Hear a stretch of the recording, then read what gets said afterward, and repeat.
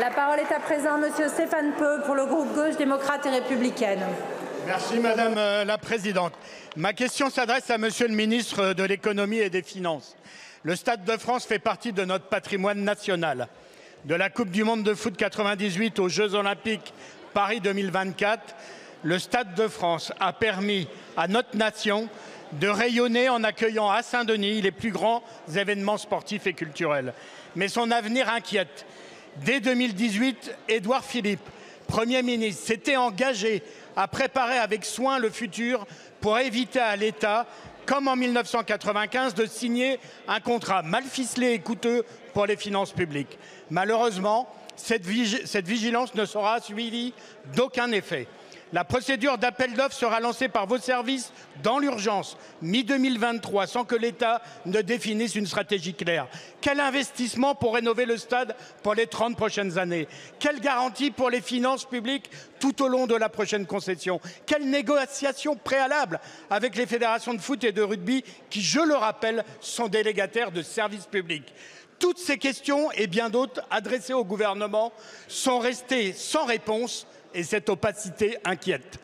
C'est dans ce contexte que nous apprenons que l'État a décidé en catimini, entre la démission de Michel Barnier et la nomination de François Bayrou, loin donc de la gestion des affaires courantes, d'engager une négociation exclusive avec l'un des candidats. Monsieur le ministre, mes questions seront simples. Est-il encore possible d'éviter une situation où, faute de temps, l'État se retrouve tel le dindon de la farce? Comment assurez-vous que le contribuable ne sera pas une nouvelle fois sollicité? Ne faut-il pas reprendre cette procédure à zéro tant qu'il est encore temps? Je vous remercie. Merci beaucoup. Madame la Présidente, Mesdames et Messieurs les députés, Monsieur le député Stéphane Peu, oui, ce stade est merveilleux dans votre département. Ce Stade de France qui appartient à l'État et dont la construction fait l'objet depuis sa construction d'une concession à 30 ans qui s'achève en août prochain, en août 2025. Durant 30 ans, le concessionnaire a bénéficié de subventions importantes de la part de l'État pour la construction, pour l'exploitation, pour l'équipement, comme le souligne un rapport récent de la Cour des comptes. L'État a initié le 9 mars 2023 une consultation afin de désigner le futur titulaire du contrat de concession relatif à l'exploitation du stade.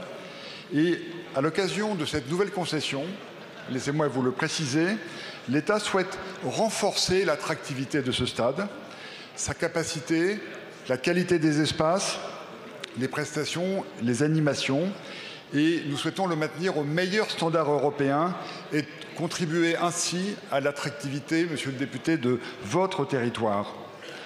Renforcer le dynamisme de cet équipement en permettant l'accueil d'un maximum de matchs et d'événements pour servir les habitants et les visiteurs. Et enfin, et également, c'est une priorité, la ministre vient de le rappeler, d'en faire un acteur de la transformation écologique. Un cahier des charges a été établi. Il comportait le programme d'investissement et des obligations nécessaires, notamment celle d'accueillir prioritairement les matchs de la Fédération de rugby et de la Fédération de football, ainsi que les grands événements sportifs internationaux.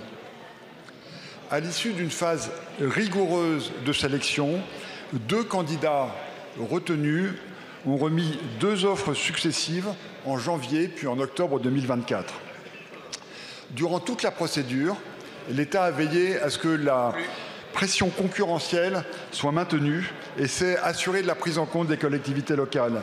Il a été attentif à l'égalité de traitement entre les candidats.